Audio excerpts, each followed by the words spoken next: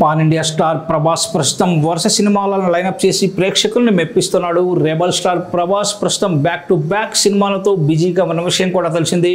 కల్కి సినిమా తర్వాత ప్రభాస్ వరుస సినిమాలను లైనప్ చేశారు.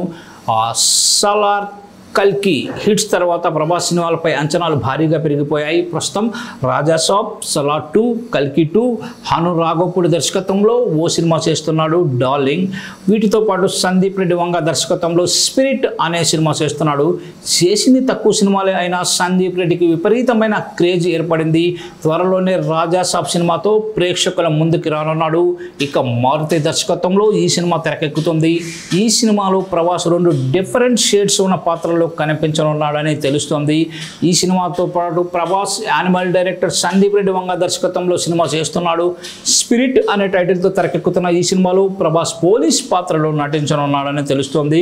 అలాగే హను రాఘవపూడి దర్శకత్వంలో కూడా సినిమా చేస్తున్నాడు. అలాగే ప్రశాంత్ వర్మ దర్శకత్వంలో ఓ సినిమా లైనప్ చేశాడు.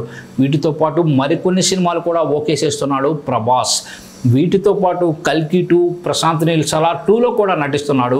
ఈ సినిమాలు షూటింగ్స్లో నటుడు మొన్నటి వరకు ఫుల్ బిజీగా ఉన్నాడు.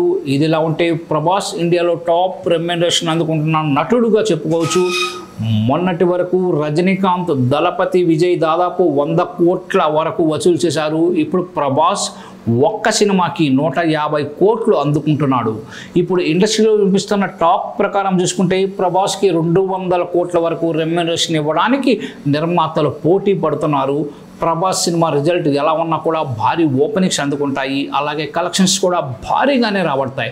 దాంతో నిర్మాతలు కూడా ప్రభాస్తో సినిమాలు చేయడానికి ఆసక్తి కూడా చూపిస్తున్నారు.